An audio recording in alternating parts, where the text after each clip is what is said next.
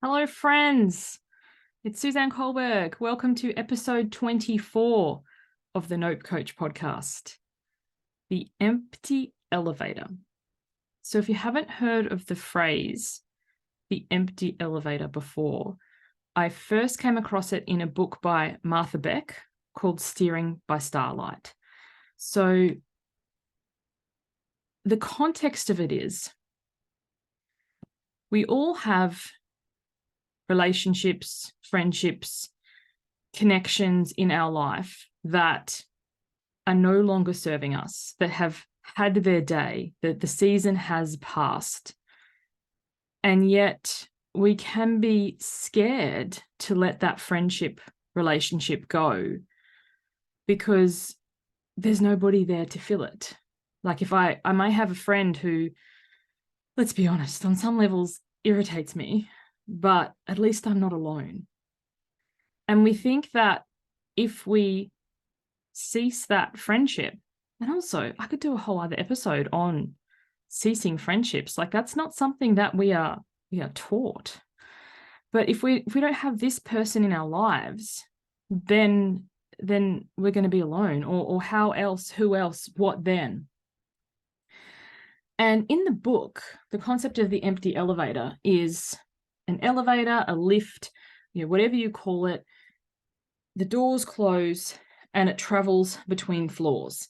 So if you are wanting to call in new friendships, new relationships, new connections, they say we're the average of 5 people we spend the most time with. So new people into our lives. And our elevator is full. There's no space for anyone else to get on. Like we can't attract in or connect with new people if our elevator is full. So what we need to do is to let some people off, to let some people go. And when we do that, we end some friendships, we end a relationship, we cease contact with some people. Our elevator is, for all intents and purposes, empty. And then we need to travel to a new floor. So you let the people off of your elevator, the doors close, and for a period of time, yes, you may very well be alone. And in that time, the elevator is traveling up to the next floor, and then the doors open, and the new people, the more aligned people, the people who meet you where you are now can come on board. And sometimes when it comes to ending a friendship or, reducing a connection or something like that, we can have so much fear.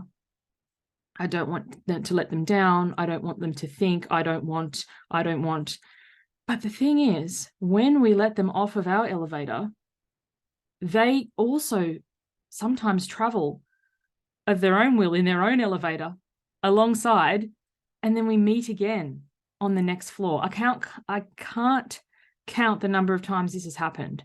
A friendship feels like the season is over. It feels like we've reached a level of completion.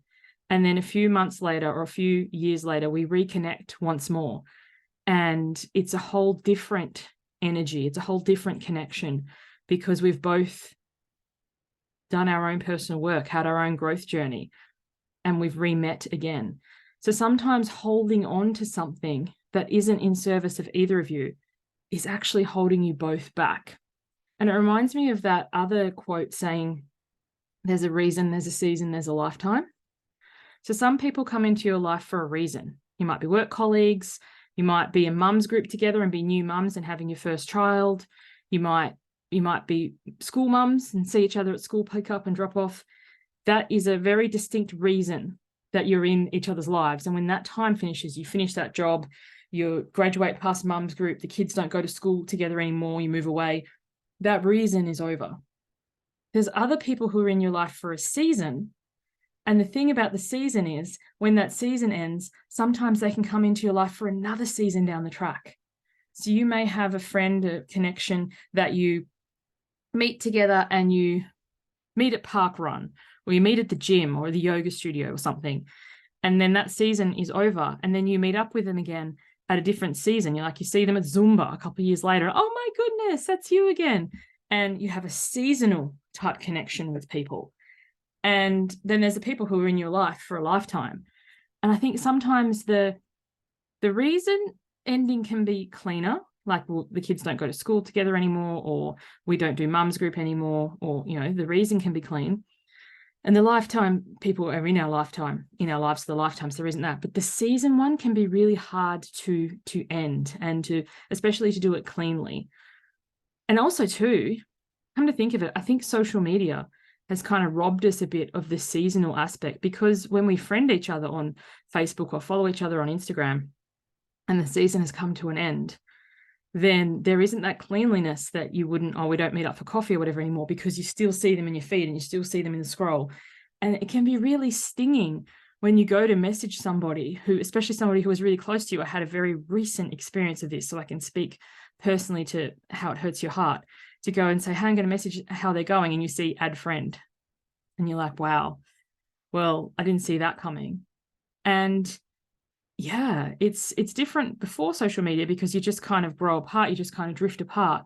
But social media adds a whole new aspect to the cleanliness of reason, season, lifetime. And I just want to say, for anyone listening, you know, you might be going through some bumpy roads with friendships or with people at the moment, and just reminding yourself that you might just be traveling between floors.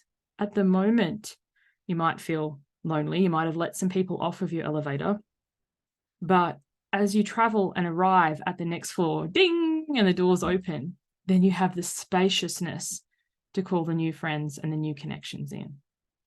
So I hope that's been helpful. Thank you for listening.